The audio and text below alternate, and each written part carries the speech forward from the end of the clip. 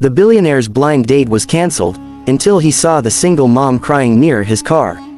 Harrison Drake had never been the type to let disappointment linger.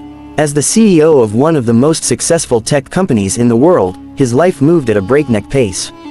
Meetings, flights, and boardroom negotiations consumed most of his days, leaving little room for anything, or anyone, else. Yet tonight, for reasons even he couldn't quite articulate, he had agreed to a blind date arranged by his sister, a woman convinced that Harrison needed someone, normal, in his life. He had been looking forward to it, or at least he thought he had. When he arrived at the chic downtown restaurant, his phone buzzed with a single message: "I'm so sorry, I can't make it tonight." His date, whose name he barely remembered, had cancelled. Harrison exhaled slowly, trying to mask his disappointment. He had mentally prepared a speech about focusing on work, about not needing anyone, but somewhere deep inside, he had wanted this evening to be different. He left the restaurant and walked to his sleek black sports car, parked in the valet zone. The city lights reflected off its polished surface, the hum of the traffic around him fading into a distant murmur. That's when he saw her. She was sitting on the curb beside his car, her head buried in her hands, shoulders shaking. Harrison paused, instinctively reaching for his wallet to call security, or maybe a taxi for her, but something in her posture stopped him. This wasn't a woman in trouble in the usual sense, there was a raw vulnerability about her that made him hesitate. "Excuse me," he asked gently, lowering his voice so as not to startle her. The woman looked up, startled, tears streaking her cheeks. Her hair was slightly disheveled, and her eyes, wide and weary, met his with an unguarded honesty that pulled at him in ways he wasn't used to. I just lost my job," she whispered, her voice trembling. "And I don't know how I'm going to get my daughter through this week." Harrison's initial instinct was to hand her his phone and ask if she needed help contacting someone. But something told him to wait, to just listen. He crouched down slightly, bringing himself to her level, and for a moment, they simply stared at each other, two strangers bound by the silent acknowledgement of life's unpredictability. "My name's Harrison," he said finally, his voice steady. "Do you want to tell me what happened?" She hesitated, then nodded. "I'm Clara," she said. "Clara Bennett. I work at a bookstore down the street. They just let me go.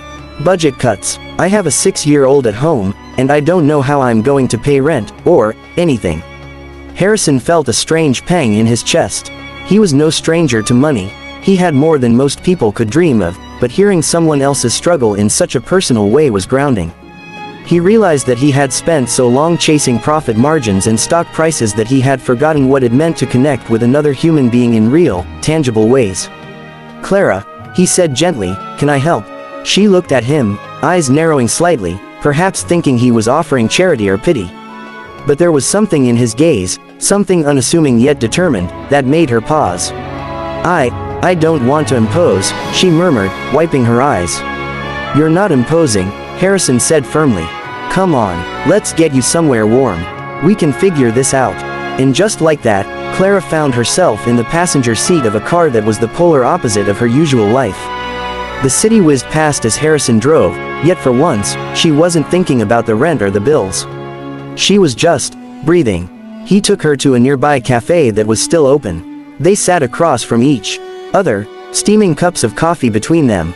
He didn't offer her solutions or judgment, only a listening ear, and slowly, Clara began to relax.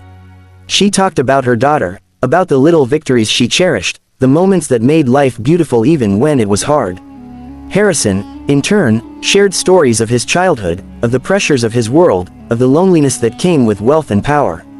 It was a conversation neither of them had expected to have that evening, and yet, by the time the cafe lights dimmed and the chairs were stacked for closing, there was a sense of connection that both of them found difficult to define.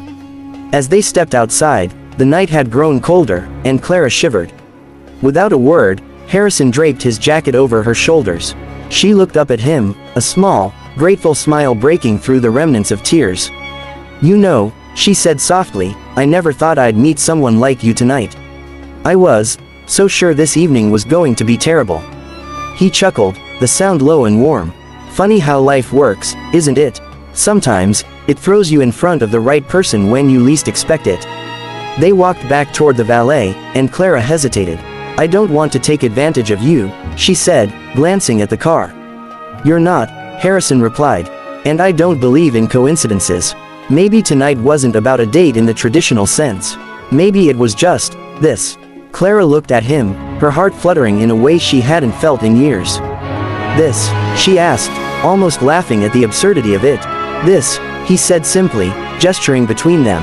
Sometimes, the unexpected moments are the ones that matter the most. As he drove her home, Clara felt a cautious hope blooming in her chest. It wasn't about wealth or status, it was about someone who cared, someone who had stopped to see her in her most vulnerable moment and treated her with dignity and kindness. Harrison, for his part, felt a lightness he hadn't experienced in years. He had come to the city for a blind date that never happened, yet somehow, he had found something far more meaningful, a connection built on honesty, empathy, and chance. When they reached Clara's apartment, she turned to him, hesitating.